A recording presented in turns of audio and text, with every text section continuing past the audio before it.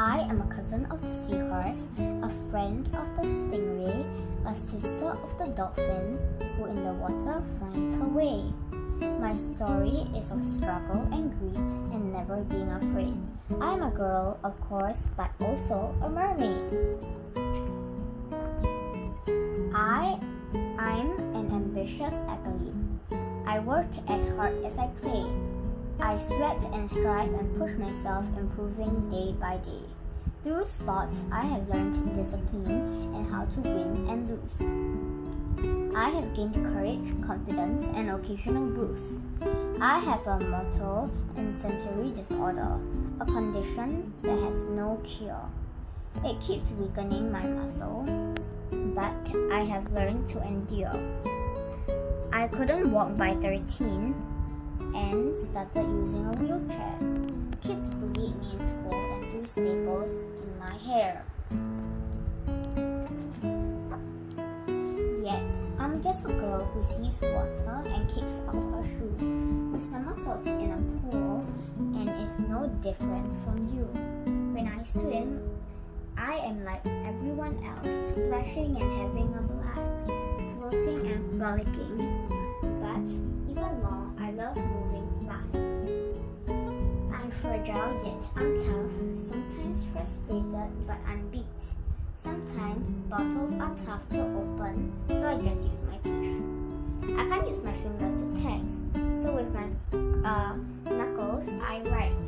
I find solutions, I keep trying, and all life's problems I fight. Mom, thank you. My father rose before dawn and my mother packed my food. Ferrying me to the pool and always lifting my mood. By letting me train every day and letting me put sport first, my family showed that they supported my competitive thirst. So thank you, brothers, for carrying me up the stairs. Thank you, Dad, for the 5 a.m. rides and always being there. Thank you, Mom, for letting me go and always trusting in me. I became my own person because you allowed me to be free. Swimming was not a pastime, but a serious chase for glory. Only if you commit to something can you write your own story. So I boxed, I lifted weights, I even rode horses and fell. I swam 70 lengths a day, anything to do well. Sports gave me friends, independence, and also filled me with glee. I found I was tough and competitive to a very high degree. I don't believe in limits and I want my spirits to be stirred. So, I once flew high in a plane and skydived like a bird. I was lucky to find a guide, a friend, and the sister I need. Teresa Go, the champ winner, whose words I would heed. In malls, we'd raise our wheelchairs. Teresa's one of a kind. She listened to my fears and taught me to speak my mind. In 2008, to my first Paralympic Games, nervously I took flight. Taking on the entire world can give you a fright. I won silver in the freestyle, and then my mother I told. In the backstroke, I promise you Singapore's first gold.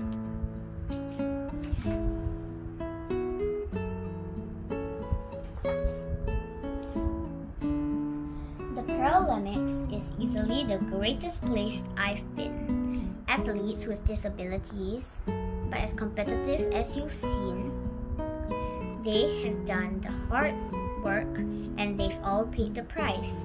Everyone is struggling to win, yet they are friendly and nice. I relish the camaraderie and also the fun of the chase. It's stressful, yet there is a buzz as your heart starts to race. I love the sacrifice you must make if you want to sit for this test, giving everything you have in your search for your best. When I was a kid, people stared at me. I just laughed at my dreams. You play sport? Forget it. That's harder than swimming upstream. People said, study, be serious. But these few critics I shunned. Now they look and whisper, Is that the swimmer who won? I met the president and the prime minister, and I shook so many hands. I feel the love of Singaporeans. There is nothing more grand. Winning our first Paralympic gold was a nice way to start. Sharing our anthem, played in Beijing, is a memory I hold close to my heart. I took a break to study and decided not to race. Even in class, it was excellence that I wanted to chase. Determination and dedication is what I learned in the pool. I put it to good use again when I went back to school. I always want to get better and set my goals rather high. As my coaches changed my technique, my job was to try. I came 4th in London 2012. Then made the history once more. With 2 more medals in Rio, my score has become 4. I traveled the world and met people, and so much I have seen. The wheelchair never stopped me from chasing and living my dreams. When it rains, my wheels slip, but I take life as it comes. If you can't open a door,